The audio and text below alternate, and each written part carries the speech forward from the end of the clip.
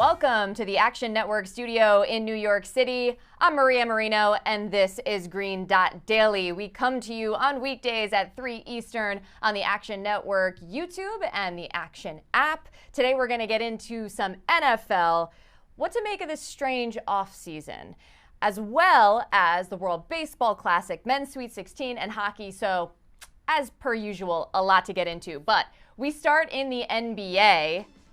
And I'm just going to go ahead and call this the Wild West. The Suns in the 4th spot and the Pelicans in the 12th spot are separated by just 4 games in the conference standings. So what's a better to do? We're going to find out by bringing in our Action Network senior writer, Matt Moore. Matt, what do you make of the state of the things in the West and who's actually going to separate themselves?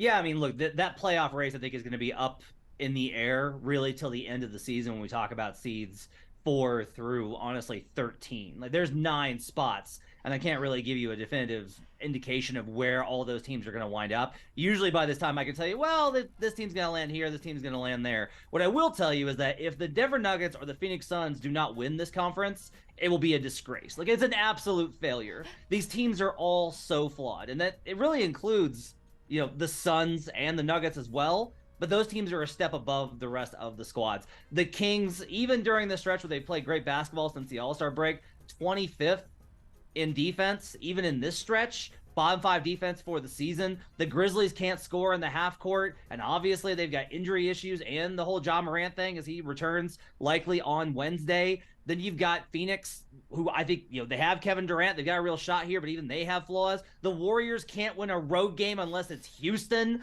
The Clippers seem to constantly step on rakes. Like, no one in this conference is really great. So the Nuggets and the Suns have a real opportunity here. If they do not take advantage of this and win this conference, it will be an absolute disgrace by them to not have taken advantage of what is an open year for a team to grab the reins in the Western Conference.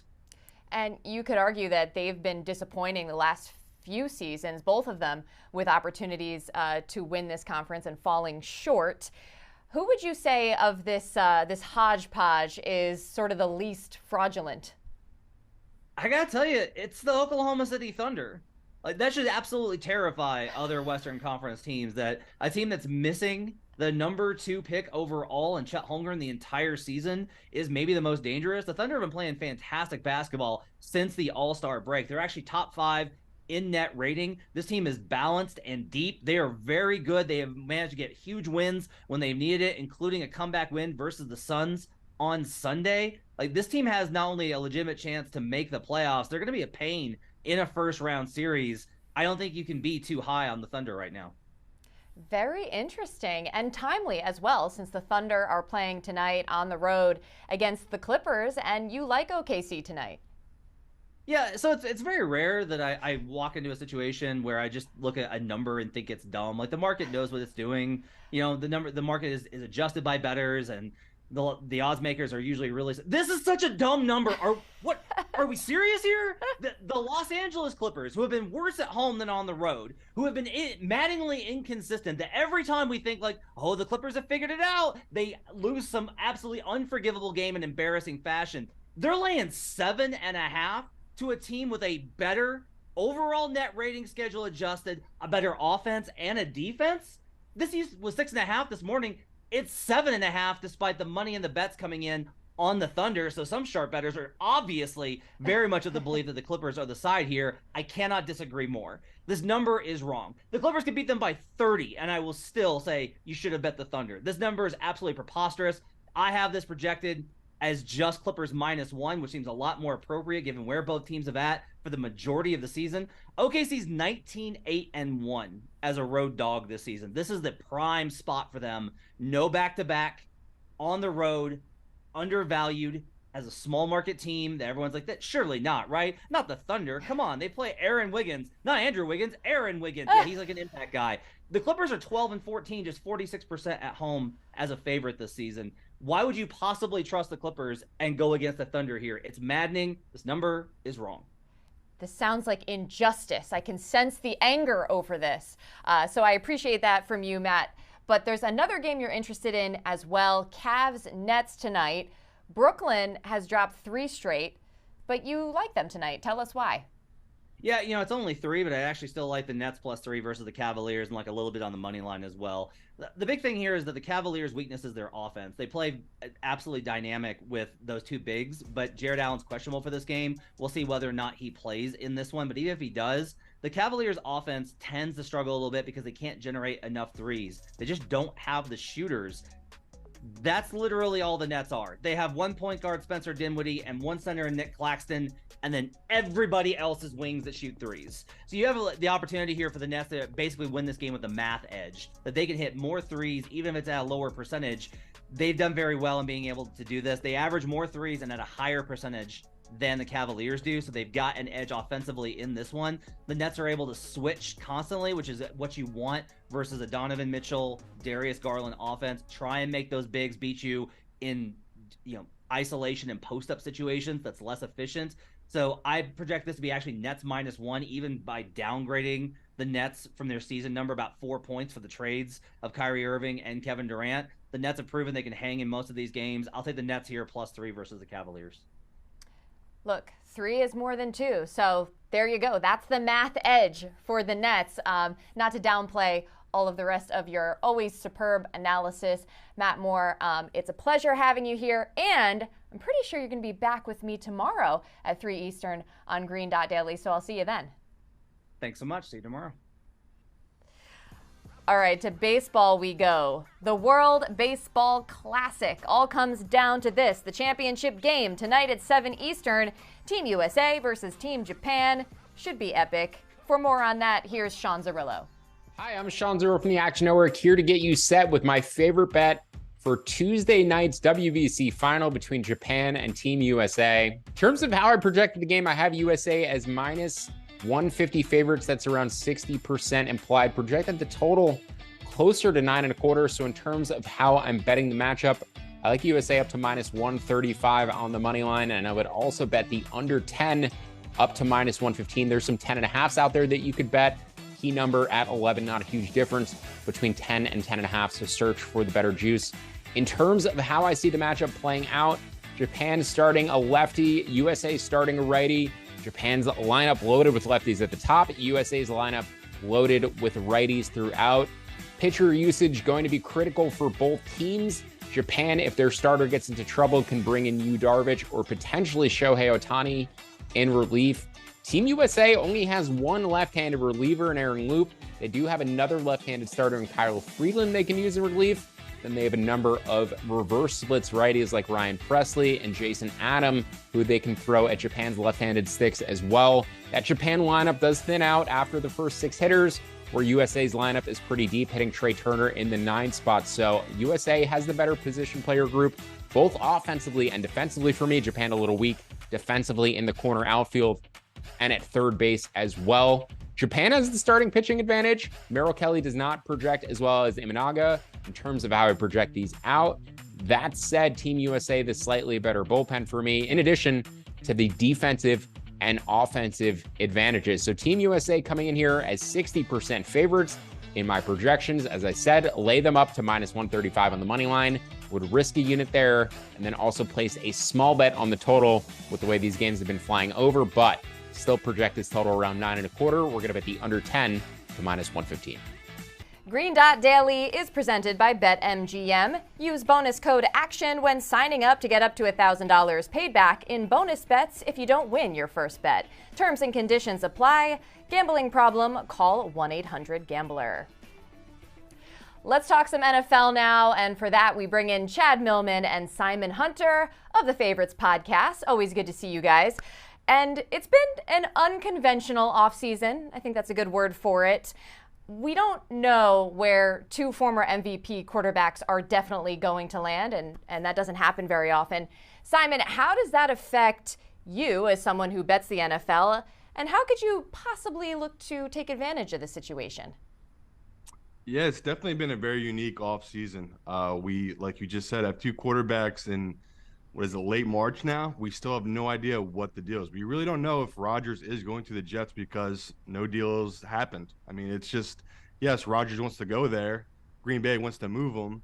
They can't agree on a price yet. So that's really interesting. And the Lamar thing, I don't know what to make. I would love to hear what Chad's view on it, but for me, from a betting angle, I really no clue. If anything, it makes me want to put a little money on the Browns just to win that division because, if Lamar does move and leave that division, that's going to bump them up to the second team in that division instead of being what the Ravens are right now, plus 225. So it's been interesting. I'm checking BetMGM right now. The movement, it looks as if they are like, okay, Rodgers is going to the Jets, right? They're up to now to 14-1 Super Bowl odds. It's insane, but the book has been getting Jets money, so they're going to move the number accordingly.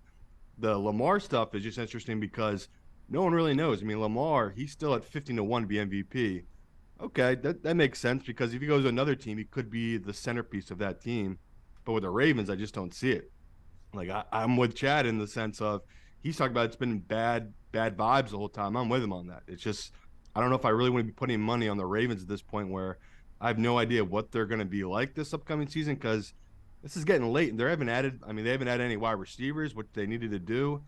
Their O-line is still a little bit questionable to me for this Ravens team. So a lot of questions with these two big name quarterbacks. And the biggest is Lamar staying there? We've heard a lot of whispers, a lot of pros talking. They think he might be going to the Colts. Maybe he's a draft night move where a team will step in on the draft night and make a move for Lamar. So it's rare you get two MVPs like this in late in March that really don't know what's going to happen. So, yeah, I'm kind of dug in here and trying to take advantage of fading the public. I'm interested to hear how Chad's viewing this situation with these two different quarterbacks. Here's how Chad's viewing it. I am going to throw a wild card at my BFF, Simon Hunter. I have not even told him this, which is a little bit like keeping something from my wife and then revealing it, to the world at large. But how are we not talking about the Miami Dolphins? I look at the odds to win the AFC right now. I've got the Chiefs. I've got the Bills. I've got the Bengals. I got the Jets. I got the Ravens. I got the Chargers. Then I got the Dolphins. Are you kidding me? To me, this is a team that you can get a little bit of value on. And I'll say, with Rodgers leaving the NFC, I feel like the Bills are the biggest losers in this scenario right now. Arguably, the Bills were already behind the Chiefs, already behind the Bengals. So now the Dolphins have gotten better with Jalen Ramsey. The Jets conceivably could get better with Aaron Rodgers. Give me the Dolphins for some decent value right now. Simon, how do you feel about me sharing that secret before telling you first? Another team that we're in whispers over, the Patriots are a team that could make a move to get Lamar. So once again, if you like Miami, Chad, if you didn't get him yet, might wait and see if they get Lamar, and you get even better odds in Miami because that would push up more odds in that division. But I love it. They got Vic Fangio as well to add to that defense. So Miami's definitely a team, Chad. I mean, you were going to be talking about all summer that it's going to be all public all over the Jets, and then it's going to be the old school, old bettors and the stubborn bettors on the Bills. And like you just said, we'll be on the new hot item in Miami. And right, Tua's doing all the right things. You're hearing he's doing jiu-jitsu and everything like that this offseason, learning how to fall. So to me, I love your angle, Chad, of a team that they have a QB on the rookie contract, so they're adding to the defense. And we already know how dominant their offense is. Miami's definitely a good sleeper team this offseason. Can I just point out the fact, Chad, that you were kind of setting that up where you were expecting like a reaction out of Simon, like you were expecting him to like be upset that he wasn't let in on the secret earlier, and he just like didn't take the bait at all. You know what though? Here's the thing about Simon. Simon is wonderfully supportive. I see that. Out of season. He is, he's also not judgmental. So I feel like there's a lot of leeway in our relationship. And I can offer things up, and he's not going to feel offended, not going to be angry. He's going to judge the idea on its merits and just love. That's what we do. We love here. Well, I can sense that. Listen, we started to talk about the AFC. I think you make a really great point, Chad, about how the Bills could be the biggest losers in this whole offseason scenario. Let's talk a little bit about the NFC, a little reverse psychology, if you will, with Rodgers leaving, particularly in the North Division and elsewhere across the NFC. Simon, what do you have your eye on? Chad and I are dug in on the Bears. We both love the Bears. We love their futures. We love them divisional odds. I can tell you this though, the pros, all the pros I talk to, it's never ending Lions money. I honestly believe it's 90% of the guys I talk to right now are in on the Lions for the North. They love what they've done defensively in this offseason where they really addressed that secondary. And you see them slowly building a team there, an identity of being a really tough-nosed team that finished really strong last year. So no surprise to me how much, the public and the pros love the Lions.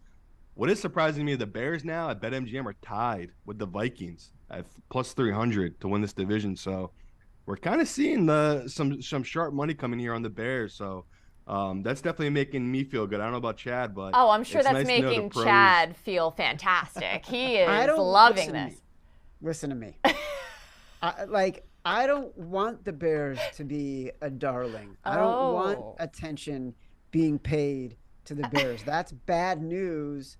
Bad news, Bears. I want the Bears to be under the radar. Unfortunately, it's too late. Like Simon said, the Bears have snuck up. If you look at the odds in the NFC North right now, the Lions about plus 130, and then the Bears and the Vikings neck and neck, and then the Packers bringing up the rear. And that's obviously flip-flop from what it's been for about a generation in Green Bay when it comes to the Bears, when it comes to the Lions, when it comes to the Packers. And so to me, this is a little bit unsettling. The whole thing is unsettling. It's too much attention for the Bears. Okay, fair enough. Listen, I got to get you guys out of here at some point, but really quick, outside of the North, Simon, I believe you actually like the Cowboys. Why don't you just send us off on that? Yeah, it's one of the first divisional bets I made. I was able to get the Cowboys at plus 200 to win the NFC East. It's a simple fact of I like the moves they made this offseason. I think they've re-signed a couple key players to that defense. Now they're bringing in Cooks at the wide receiver position, which is a big upgrade for them. They have a deep ball threat again. So I've loved all the little things they did. Making Pollard their number one. I think Zeke still might come back on a discount. So, yeah, right now for a team that no one's really talking about, shockingly, is the Cowboys. Everyone's talking about the Eagles. Everyone's talking about the Giants. The Cowboys are a team at plus 200. That's too high. Probably should be plus 150, plus 125. So you can grab a plus 175 at BetMGM or plus 200 somewhere else. I'd grab that now. You heard the man. Simon Hunter, Chad Millman, thanks so much for joining us on Green.Daily. You can catch these guys on the Favorites Pod as well on Tuesdays and Thursdays. Moving over to college hoops, the men's tournament will pick back up with the Sweet 16 on Thursday starting at 6:30 Eastern as Michigan State takes on Kansas State. Gonzaga and UCLA are in the nightcap. Joining us now to get a good early look at the slate is Jim Root from the Three-Man Weave. First off, Jim, I know you and the crew were out in Vegas over the weekend. How did March Madness treat you out there? It's the best weekend of the year. No matter what, no matter where the money goes, you win, you lose. It's good to be back with the squad. The whole crew has now departed Vegas, except for me. I am lingering on the Strip. I'll be remaining here for the West Regional. I cannot get out of this city. I'm a little frustrated with it now, but by this weekend, I'm sure I'm going to recharge, refresh, and be excited for it again. Frustrating meaning like tired? Yes. Okay. Oh, yeah. Got it. Okay. I just would like to point out that you gave me very little detail, but I see what you're doing. Okay, let's look ahead to the round of 16. Which is the game you're most excited for? I think it's got to be the nightcap. Gonzaga, UCLA on Thursday. Just a massive game between two teams that have some real recent history. You go back to the 2021 Final Four when Jalen Suggs hit the walk-off buzzer beater. And even last year, these two played in this exact venue in T-Mobile, and Gonzaga ran them off the floor. You can go even further back. You've got Darren Collison versus Adam Morrison, that big UCLA comeback that left Morrison in tears. A lot of history here. And then if you zero in on this matchup, it's a great clash in styles. Gonzaga loves to get out in transition. They love to run. UCLA, however, is going to slow things down, try to get it into the half court, especially with injuries on the wing. Jalen Clark, David Singleton could both miss this game. Clark is out for sure. UCLA has just got to figure out if they've got enough on the wing to compete here with this Gonzaga offense that has been a volcano over the past month and a half. Storylines galore. Is there an underdog you feel good about elsewhere on the schedule? It's the other game you mentioned there is the one kicking things off on Thursday. I like Kansas State against Michigan State. I'm sure I'm not the only one that had an eyebrow go up when they saw Kansas State as an underdog here. Perhaps that's the market trying to tell you something, that Michigan State should be the side you're looking at. But I will just take the team with the two best players on the floor as an underdog. Kansas State's got two All-American caliber players in Marquise Noel, Keontae Johnson. I think both are going to be tough matchups for this Michigan State team. Johnson's coming off a shaky game in the win over Kentucky. I do not expect that twice in a row. I think he goes off against the Sparty team. And then really, I just don't see this as a coaching mismatch the way some might. This isn't Tom Izzo versus some first-year guy trying to figure it out. Drum Tang's been the real deal all season for K-State. He's shown it over and over, showed it against Kentucky in round 2. I think he continues to show it here, and we get Kansas State moving on to the Elite Eight. Wow. Okay. So looking out for Kansas State to keep the run going. All right. You are staying in Vegas for the weekend. Good luck with that. Enjoy that. Jim Root from the 3-Man Weave. Thanks for hanging out. Appreciate it. Thank you for having me. The theme of Wild West continues here on the show. We talked about NBA earlier. This time we're talking NHL. And as you can see, it's a tight race in the Pacific Division. Golden Knights are favored to win it, with the Kings close behind. And with that as a backdrop, we bring in Michael Leboff. He's a hockey specialist, among other things. So as you look at this Pacific Division, where do you find some value? Yeah, I would just go to the Oilers. Those three teams at the top, I think it's neck, neck, and neck. And the Oilers are the biggest number out there. They're plus 425, and their upside is probably just as high as Vegas, and their floor, it's maybe a little lower than Los Angeles, but I think that they've got the higher ceiling. And Edmonton is a team that I just like generally, whether it's to win the division, to win the conference. I think a Stanley Cup bet isn't terrible either, because I think the Pacific Division and the bracket that it should produce in the playoffs is going to be wide open. And of these teams, I think Edmonton's the one that's set up best to take on Colorado, who are the favorite in the Central and the favorite in the conference. So I would go with Edmonton. I don't hate it if you want to build like a division winner parlay with like Edmonton, maybe the Devils and Avalanche. You could get like, above 30-1 on that. So it's the Oilers for me in that race. Yeah, that sounds fun. Why not? Mix it up a little bit. As for tonight, 13 games in the NHL. If you had to pick one to focus on, what are you taking? Yeah, that parlay might sound fun. This one is not fun. Okay. How about the 32nd place Columbus Blue Jackets, 32-team league the NHL is, and the Blue Jackets are dead last. They are plus 200, plus 210, depending where you look this afternoon against the Washington Capitals. The Capitals they can kind of convince themselves they're still in the playoff race, but they're not. They're basically done, and they're dealing with a host of injuries. Washington is. They'll be without Nick Jensen. They'll probably be without Evgeny Kuznetsov. And when you look at the form that these two teams are in since Christmas, like it's not been that difference. Washington's been the 4th worst team in the NHL since that time. So it's not like we're dealing with the worst team in the NHL and a team that's 12th or 13th. This is another really bad team right now. So I just think these odds are way too wide on Washington, and I'll go down with the Blue Jackets tonight. See, you made it fun. It might not seem fun on the surface, but this is how you make it fun. That's Once the game starts, it won't be fun. I promise you that. Well, listen, you're really selling me on it. Anyway, Mike Leboff, thanks for stopping. Enjoy the rest of your week. You too. In addition to what you just heard from Mike with NHL, we had some picks for the NBA, World Baseball Classic, and more on the show today. Remember, you can keep track of all of these by following Green Dot Daily in the Action app.